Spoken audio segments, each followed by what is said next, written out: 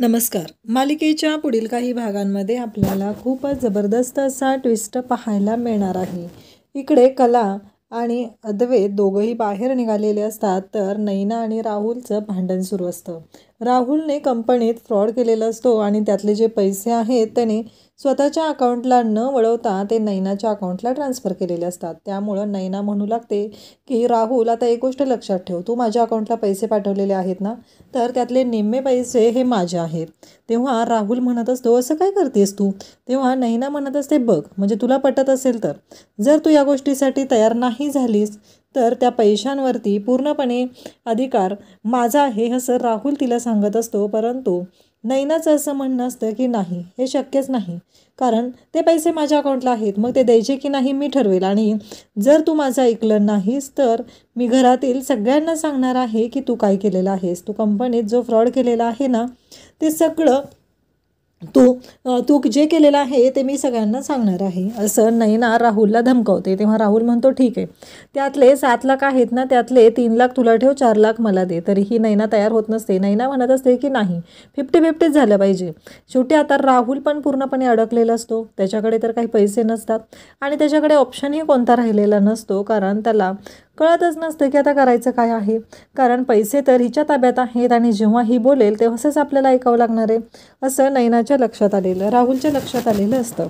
आणि मग राहुल नैनाला कन्व्हिन्स करण्याचा प्रयत्न करत असतो आणि राहुल म्हणत असतो की काहीही झालं तरी हिला आता नीट सांभाळून घेतलं पाहिजे आणि यानंतर हिच्याकडे कोणतेही पैसे देताना 100 वेळा मला विचार करावा लागणार आहे.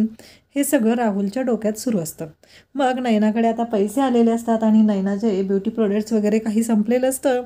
त्यासाठी नैना पण शॉपिंगसाठी बाहेर गेलेली असते. त्यानंतर आपल्याला पाहायला मिळतं की नैना शॉपिंगसाठी बाहेर गेलेली असताना तिथे नैनाने तिची पोटाला जे बांधलेले उशी असते ती तिने काढून घरी ठेवलेली असते, कारण तिला अनकम्फर्टेबल वाटत असतं आणि त्यामुळेच नैनाने हा सगळा निर्णय घेतलेला असतो. आणि नैना मात्र भयानक खुश असते, कारण तिच्यासाठी ही खूपच आनंदाची गोष्ट असते. हे सगळं जे काही घडलेलं असतं ते खूपच आनंदाचं असतं, कारण एवढा पैसा तिला कधीच मिळाला नव्हता, आज तेवढा पैसा तिला मिळालेला आहे.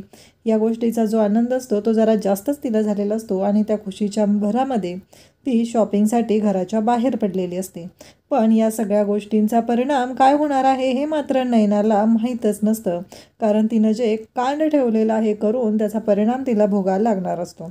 नेमकी कला ही नैनाला पाहते आणि कला म्हणू लागते की ही तर नैनाताई आहे ना, मग नैनाताई असं का वाटतंय, तिचं पोट अजिबातच दिसत नाही आहे, म्हणजे नक्की काय प्रॉब्लेम आहे, काय झालं असेल तिच्या पोटाचं, हा प्रश्न कलाला पडलेला असतो आणि कला त्या गोष्टीचा विचार करू लागते. तेव्हा नैना इकडे कला घरी येते आणि संगीताला कॉल करते आणि संगीताला म्हणू लागते की अगं आई, मला तुझ्याशी बोलायचं आहे. संगीता म्हणते, अगं आत्ता तर तू तिकडून इकडं, तुझ्याकडून मी इकडं आली आणि लगेच फोन केला, तुला माझी आठवण झाली का? तेव्हा कला म्हणू लागते, नाही गं, मला ना नैनाताईविषयी तुझ्याशी बोलायचं आहे. तेव्हा संगीता म्हणते, काय केलं नैनीनं आता? तेव्हा कला सांगते की ती शॉपिंगसाठी घराच्या बाहेर गेलेली आहे. हे ऐकल्यानंतर इकडे संगीताला धक्का बसतो. संगीता म्हणते, काय सांगतेस तू? तेव्हा कला सांगते की हो आई, ती शॉपिंगसाठी घराच्या बाहेर गेलेली आहे आणि तिने खूप मोठा राडा करून ठेवलेला आहे. हे ऐकल्यानंतर संगीता म्हणते, म्हणजे काय म्हणायचं आहे तुला? तेव्हा कला सांगू लागते, अगं आई, मी पण बाहेर गेले होते चांदेकर बरोबर आणि तेव्हा मी पाहिलं की तिनं बाहेर गेलेली आहे, पण तिचं पोट आहे ना सपाट दिसत होतं मला. संगीता म्हणते, अगं असं कसं, आता ती पोटूशी आहे, तिला 7वा महिना लागत आला, तू असं काय बोलते कले? तेव्हा कला म्हणते की नाही आई, तिचं पूर्ण पोट ना आपल्यासारखं प्लेन होतं, मी स्वतः बघितलंय. आणि हे सगळं कलाचं जे बोलणं चालू असतं संगीतासोबतचं, ते सगळं बोलणं ऐकलेलं असतं ते म्हणजे रोहिणीला पण बरोबर डाऊट आलेला असतो, कारण रोहिणीच्या लक्षात आलेलं असतं की हा नैनाचा काहीतरी गोंधळ आहे आणि आज नेमकं कलाने हा गोंधळ समोर आणल्याचं तिच्या लक्षात आलेलं असतं. मग तिने ठरवते की आता ऐन डोहाळ जेवणाच्या दिवशी या नैनाची वाट लावायची आहे. असं पण तिला 7वा महिना लागलेला आहे, तर आपण डोहाळ जेवणाचा प्लॅन करायचा आणि तिची पूर्ण वाट लावायची. हा सगळा प्लॅन आता रोहिणीने केलेला असतो. आणि इकडे संगीता कलाला म्हणते की अगं नाही गं, तुझा काहीतरी गोंधळ झाला असेल, मला काय वाटतंय माहिती आहे का, दुसरं कोणतरी असेल. तेव्हा कला म्हणते हो मला पण तसंच वाटतंय, कदाचित असेल दुसरं कोणीतरी, असा विचार कला करू लागते. पण इकडे रोहिणीने मात्र आता प्लॅन केलेला असतो की नैनाची पूर्ण वाट लावायची आहे आणि नैनाबरोबर कलाची आणि सगळ्या खरे फॅमिलीची वाट लावायची आहे, हे सगळं तिनं ठरवलेलं असतं. आणि त्याचवेळी तिने विचार करते आणि तिने सरोजच्या मागं लागते की रोहिणीचं डोहाळ जेवण करायचं आहे. सरोज मात्र या गोष्टीसाठी तयार होत नसते. तेव्हा नैनाच्या बाबतीत डोहाळ जेवण केलंच पाहिजे, कारण आजूबाजूला माहिती झालेलं आहे. आणि हे सगळं रोहिणी सरोजला सांगत असते. त्यानंतर आपल्याला पाहायला मिळतं की राहुल आणि रोहिणी एकत्र बोलत असतात. रोहिणी राहुलला सांगते की राहुल, माझ्या हाती असं काहीतरी लागलेलं आहे, पण मला ना मूर्ख माणसा तुला एक विचारायचं आहे. तू त्या नैनाबरोबर घरात राहतो, एका बेडरूममध्ये राहतो आणि तुला माहीत नाही आहे की ती प्रेग्नंट आहे की नाही ते. म्हणजे तू एवढ्या खालच्या थराला जाऊन कसं काय वागू शकतोस, म्हणजे तुला कसं काय कळलेलं नाही आहे, हे सगळं ती विचारत असते. तेव्हा राहुल म्हणत असतो, मला एक कळत नाही आहे काय झालं आहे नक्की मामा, म्हणजे मला नीट सांगशील का काय झालेलं आहे ते. हे सगळं राहुल बोलत असतो. तेव्हा त्याला रोहिणी म्हणू लागते की तुझी बायको प्रेग्नंट नाही आहे, ती पोटाला उशी बांधून फिरतीये आणि हे नाटक तुला कळलेलं नाही आहे का, नक्की काय आहे तुझ्या डोक्यात, नक्की काय चालू असतं रे, तू करत काय असतो, हे सगळं बोललं जात असतं. आणि त्याच वेळी इकडे रोहिणी म्हटल्यानंतर राहुल म्हणतो, मम्मा हे काय बोलतीस तू. तेव्हा रोहिणी म्हणते हे तुझ्या लक्षात यायला पाहिजे होतं. तेव्हा तो म्हणतो पण हे तुला कसं कळलं. तेव्हा ती सांगू लागते की ती कला आहे ना, कला तिच्यामुळं कळलेलं आहे, कारण तिने नैनाला तशा अवस्थेत बघितलेलं आहे आणि तिने तिच्या आईला कॉल केलेला होता आणि तिच्या आईला तिने सांगितलेलं होतं की हे सगळं असं झालेलं आहे. आणि त्याच वेळी आपल्याला पाहायला मिळतं की राहुल म्हणतो म्हणजे. तेव्हा रोहिणी म्हणते आता मी खूप मोठा प्लॅन केलेला आहे आणि त्या प्लॅनमध्ये त्या नैनाला पूर्णपणे अडकवायचं आहे आणि तिची वाट लावायची आहे. हा सगळा प्लॅन आता रोहिणीने केलेला असतो आणि रोहिणी त्यानुसार सगळं प्लॅनिंग तिचं झालेलं असतं आणि तिने आता पुढचा प्लॅन सुरू करते.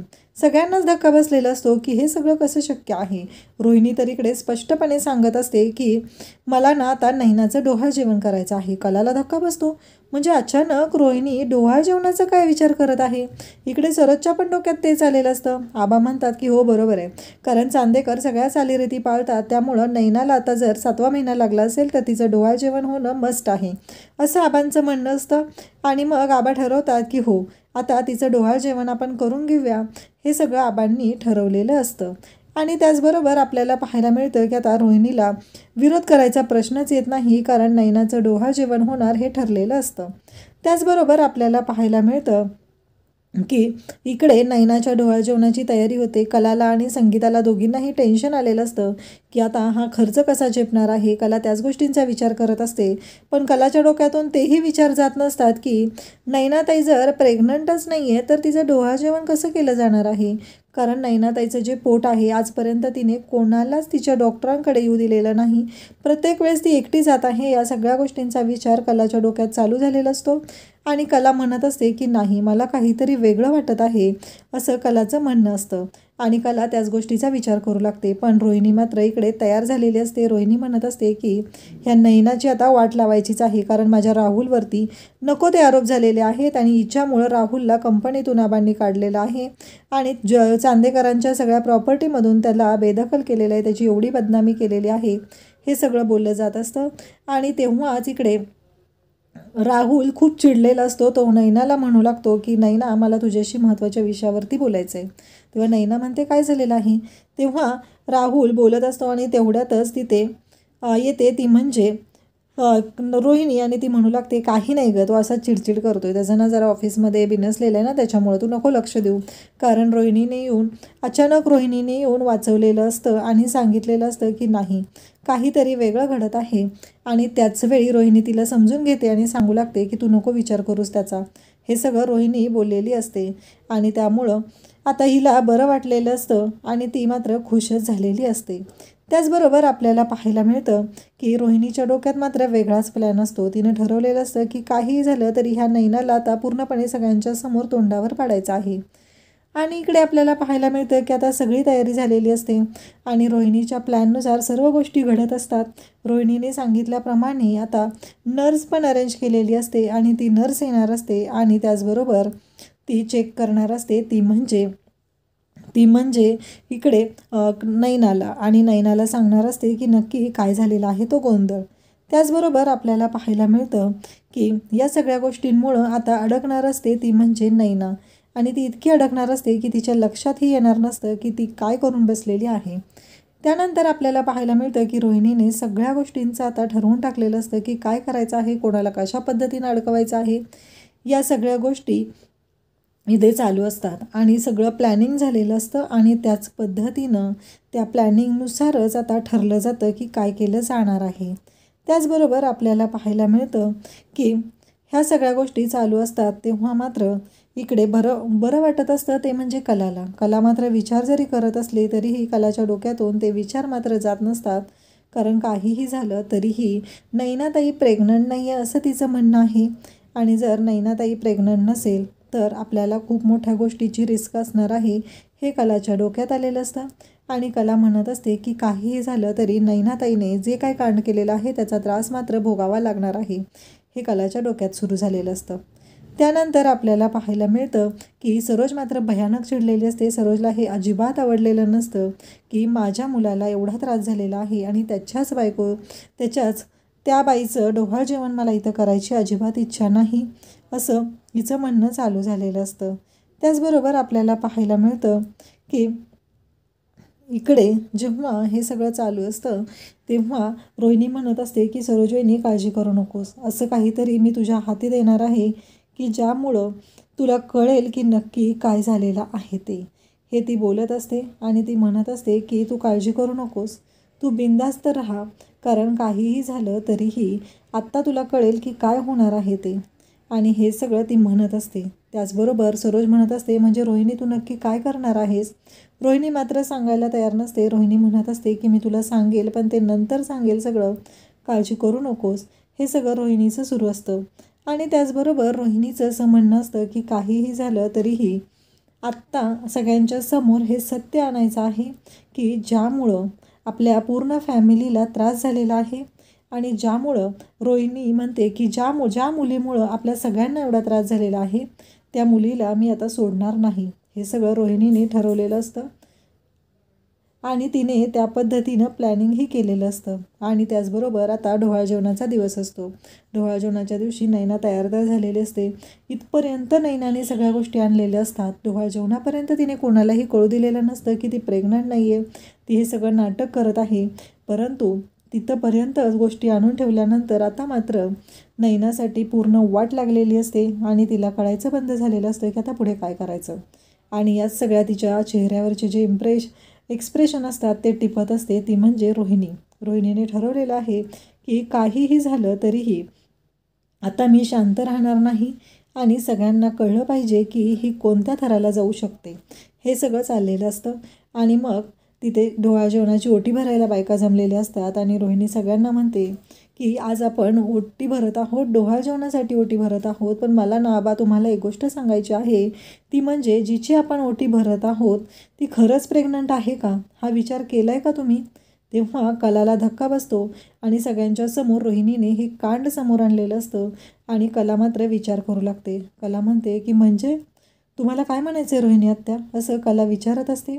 तेव्हा रोहिणी म्हणते की कला तू मला खरं सांग, तू नैनाचं पोट पूर्णपणे सपाट बघितलं होतं ना मार्केटमध्ये. तेव्हा कला म्हणते की हो, पण मला असं वाटतंय की तेव्हा दुसरं कोणीतरी असेल. तेव्हा रोहिणी म्हणते नाही, दुसरं कोणी नव्हतं तर ती नैनाच होती. असं बोलल्यानंतर कलाला धक्का बसतो, कारण नैना ही शॉपिंगला गेली होती हे मला राहुलने ऑलरेडी सांगितलेलं होतं. आणि तू कोणत्या मार्केटमध्ये गेली होती ते सांग. तेव्हा कला सांगते की हो, मी आपल्या माधवा रोडच्या मार्केटमध्ये गेले होते. आणि हे ऐकल्यानंतर इकडे नैनाला विचारलं जातं. तेव्हा नैना सांगते की हो, मी महाद्वार रोडच्याच मार्केटमध्ये गेलेले होते. हे ऐकल्यानंतर आता सगळ्यांना धक्का बसतो आणि कलाला कळतं की ती दुसरी तिसरी कोणी नसून नैनाताईच होती. आणि मग रोहिणी सगळ्यांच्या समोर नैनाच्या पोटाला बांधलेली जी उशी आहे ती लगेचच काढून सगळ्यांच्या समोर टाकते आणि म्हणते की आता बघा. आणि त्याचबरोबर तिने नर्सलाही बोलवलेलं असतं आणि सांगितलेलं असतं की तुम्हाला सगळ्यांना जर डाऊट असेल ना तर तुम्ही सगळ्यांनी एक गोष्ट करा, ती म्हणजे सगळ्यांना कळेल की नक्की काय झालेलं आहे ते, असं ती बोललेली असते. आणि त्याचबरोबर सगळ्यांच्या समोर आता नैनाचं भुंगबिंग फुटलेलं असतं. नर्सला बोलवून घेतलेलं असतं आणि त्या डॉक्टर आणि नर्स दोघीही आलेले असतात आणि नैनाला विचारतात आणि नैनाचं चेकअप केलं जातं आणि त्या सांगतात की नैना ही प्रेग्नंट नाही. म्हणजे ऐन डोहाळजेवणाचा प्लॅन करून नैनाला इथे तोंडावरती पाडलेलं असतं. आता आबांनी ठरवलेलं असतं की ज्या मुलीमुळे तिने इतकं खोटं बोललेली आहे, आपल्या सगळ्यांच्या भावनांशी ती खेळलेली आहे, त्याची शिक्षाही तिला भोगावीच लागणार आहे. आणि ती शिक्षा देणार आहे तो म्हणजे राहुल. कारण राहुलची चूक नसताना त्याला मी इतके दिवस झालं शिक्षा दिलेली आहे आणि या सगळ्यामुळे आता इकडे रोहिणीचा प्लॅन मात्र सक्सेस झालेला असतो. अशाच अपडेटसाठी चॅनलला सबस्क्राईब करा. थँक्यू.